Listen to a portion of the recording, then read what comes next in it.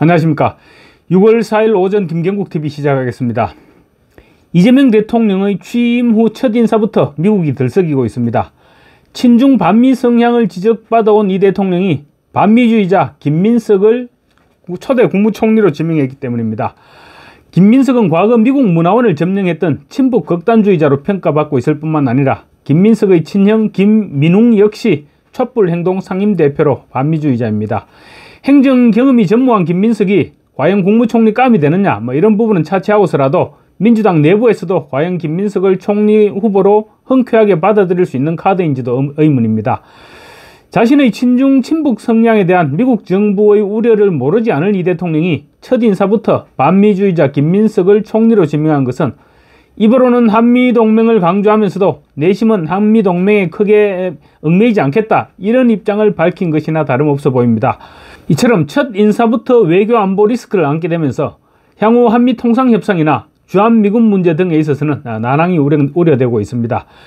이재명 김민석 체제는 미국 제일주의를 기조로 하고 있는 트럼프의 심기를 건드리고 한미동맹에 위기가 닥치는 것이 아니냐, 이런 우려도 낳고 있습니다.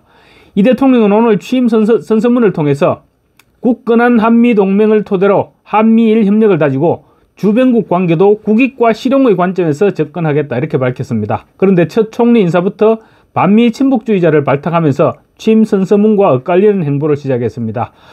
이 대통령은 또 선서문을 통해서 국익 중심의 실용 외교를 통해서 글로벌 경제, 안보 환경 대전환의 위기를 국익 극대화의 기회로 만들겠다, 외교의 지평을 넓히고 국제적 위상을 높여서 대한민국의 경제 영토를 확장해 나가겠다고 말했는데 중국과 러시아 등과 교류를 넓혀 나가겠다는 뜻으로 받아들여지고 있습니다.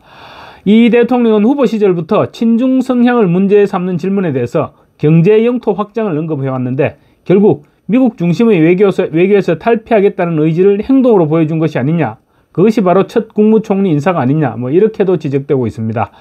특히 주한미군 병력 감축 내지 철수 논란이 지금 현재 진행형인 상황에서 이 같은 도전은 미국 입장에서는 새로운 고민거리로 등장할 가능성이 높아 보입니다. 지난달 22일 월스트리트 저널에서 미국 트럼프 대통령 행정부가 주한미군 수천 명을 한국에서 철수하는 방안을 검토하고 있다고 보도하면서 국민의 안보 불안감이 고조됐는데, 당시 미국 국방부는 적극적으로 사실이 아니다라고 반박을 했었습니다. 당시 숀 파넬 국방부 대변인이 직접 X에 미국은 한국에 대한 확고한 의지를 유지하고 있다, 우리의 동맹은 철통 같다라고 밝혔고, 우리 국방부 역시 서울과 워싱턴이 병력 철수에 관해 논의한 바 없다고 밝힌 바 있습니다. 그렇지만 그 후 빅터 차 전략국제문제연구소 한국석좌가 의문을 제기하면서 다시 주한미군 철수 논란은 지금 미궁에 빠져 있습니다. 빅터 차 석좌는 지난 30일 CSIS 유튜브 채널에 올린 영상에서 정부는 감축이 사실이 아니라고 밝혔지만 우리는 미 국방부와 군에서 심각하게 검토 중인 문제라고 본다라고 분석을 했습니다. 주한미군 감축 문제가 미국 내에서도 아직 정리되지 않은 문제라는 것입니다. 물론 주한미군을 감축한다 하더라도 미국의 인계철서는 유지될 수 있겠지만 북한에 좀 더 자신감을 가지게 함으로써 오판을 이끌어낼 수 있다는 그런 위험성도 지적되고 있습니다. 그런 상황에서 친북 친중 행보를 꾸준히 보여온 민주당과 이재명 정부가 출범하면서 미국 내에서 한국의 새로운 정부의 정체성을 의심할 수밖에 없는 그런 상황에 직면하게 된 것입니다. 특히 미국 정치권에서는 윤석열 전 대통령에 대한 민주당의 첫 탄핵안에 북중러에 관한 윤 전 대통령의 적대 행위가 탄핵 사유로 포함됐다는 점도 주목해봤습니다. 뿐만 아니라 미국은 중국의 한국 내 간첩 활동을 처벌하는데 민주당이 적극적이지 않다고도 비판해왔습니다. 중국인이 처벌받기 위해서 현행법상 처벌 대상인 적국을 외국어로 확대하는 법률 개정이 있어야 되는데 민주당의 반대로 번번이 무산되고 있기 때문입니다. 또 민주당은 중국이 서해 쪽에서 영향력을 확대하기 위해서 설치한 인공구조물에 관해서도 이렇다 할 반응을 보이지 않고 있고, 대만 중국 영토 분쟁에 있어서도 쉐쉐로 일관해왔습니다. 그런 면에서 미국은 이재명의 당선이 고민스럽지 않을 수가 없는데 거기에다 친북 반미주의자 김민석을 초대 국무총리로 지명했으니까 달가울 리가 없을 것입니다. 미국의 입장에서 볼 때 김민석과 친형 김민웅은 반미 친북을 외치는 극좌 인사입니다. 지난달 26일 미국의 북한 문제 전문가 로렌스 팩은 NK 인사이더, 노스코리아 인사이더에 실은 기고문을 통해서 김민석은 미국 문화원을 점거해서 구속됐던 친북 극단주의자이고 김민웅은 미국과 이스라엘을 극도로 혐오하는 극좌 인사라고 정의를 했습니다. 로렌스 팩은 김민웅이 자신의 저서에 미국을 대한민국 식민지 지배자라고 표현한 부분이 있고 또 북한의 핵무기 확산의 책임을 미국에 돌리고 북한 인권법을 비판하는 내용의 성명서에 사인을 했을 뿐만 아니라 언론 인터뷰를 통해 미국을 제국주의로 비난했다고 지적하기도 했습니다. 이 대통령의 대북 송금 리스크 역시 아직 살아있는 리스크입니다. 미국은 국가전략상 테러리스트라든가 불량국가에 현금을 지원하는 것은 용인할 수 없다는 입장입니다. 그런데 테러리스트 국가로 지정된 북한에 800만 분이라는 거금을 건넨 사람이 동맹국의 대통령이 되었다는 사실은 한미 정상회담을 한다고 하더라도 미국 입장에서는 찝찝한 구석이 남아있을 수밖에 없을 것입니다. 그러다가 만약 관계가 틀어지기라도 할 경우에는 트럼프가 어떤 행동을 할지 아무도 예측할 수 없게 되는 그런 리스크를 안고 있는 셈입니다. 대선 이후 미국의 반응도 뭔가 찝찝합니다. 이재명 대통령 당선 직후 백악관은 언론에 보낸 메시지를 통해서 한미동맹은 철통 같다 이런 입장을 재확인했습니다. 그러면서도 한국은 자유롭고 공정한 선거를 치렀지만 미국은 중국이 전 세계 민주주의에 간섭하고 영향을 미치려는 것을 우려하고 반대한다는 메시지를 내놓았습니다. 한국 대통령 선거 결과에 대해서 언급하면서 중국을 끌어들인 것입니다. 이재명 정부의 친중 성향에 사실상 우려를 표시하고 나선 것입니다. 이 같은 백악관의 반응은 다소 이례적이라고 할 수 있습니다. 동맹관계인 국가의 대통령이 당선됐는데 의례적인 축하 멘트도 없고 철통 같은 동맹관계를 언급하면서 중국의 영향력을 우려하고 나선 것입니다. 미국의 이 같은 반응들을 볼 때 이재명 정부의 친중 성향은 한미관계의 틈새를 더욱 벌려놓을 수 있고 그 틈새를 다시 중국이 파고드는 그런 악순환이 이어지는 것이 아니냐 이런 우려가 터져나오고 있습니다. 이와 함께 이 대통령이 비례대표인 위성락 의원을 안보실장으로 임명함에 따라서 손솔 전 진보당 수석 대변인이 국회의원직을 승계하게 됐습니다. 이에 따라 이석기의 통진당 후신인 진보당 의석이 4석으로 늘어났는데 손솔 역시 친북주의 성향을 지니고 있습니다.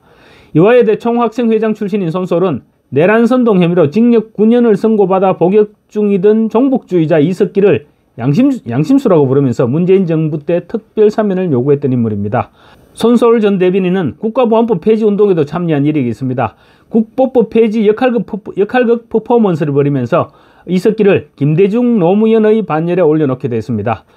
진보당은 한미관계 해체와 재벌 해체 등을 당 강령으로 삼고 있습니다. 이석기의 측근인 김재현 전 통진당 의원이 지난 대선에서 진보당 대통령 후보로 출마했다가 이재명 대통령과 후보 단일화를 했습니다. 국회 내에서 종북주의자들의 목소리는 지금 갈수록 높아질 수밖에 없게 됐는데 정말로 우려하지 않을 수 없습니다. 한편 국민의힘 김용태 비상대책위원장은 취임 첫날인 오늘 이 대통령과 오찬 자리에서 이재명의 면전에서 공직선거법 개정안 등 쟁점법안 처리에 대한 우려를 전달했습니다.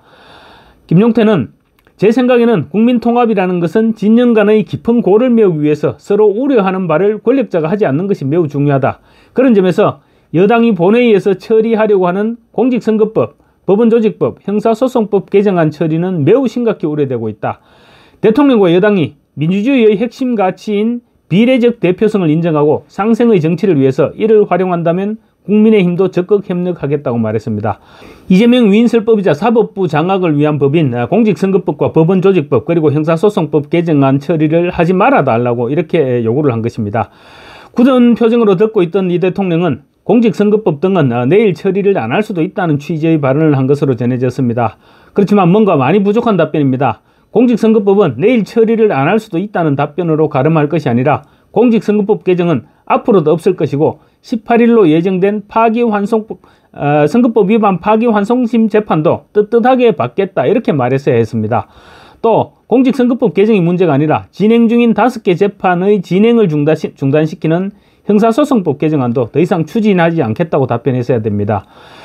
이와 관련 민주당 노종면 원내대변인은 김용태 위원장이 우려한다는 법안은 공직선거법과 법원조직법, 형사소송법 개정안인데 민주당은 내일 이들 법안의 처리를 추진하지 않는다.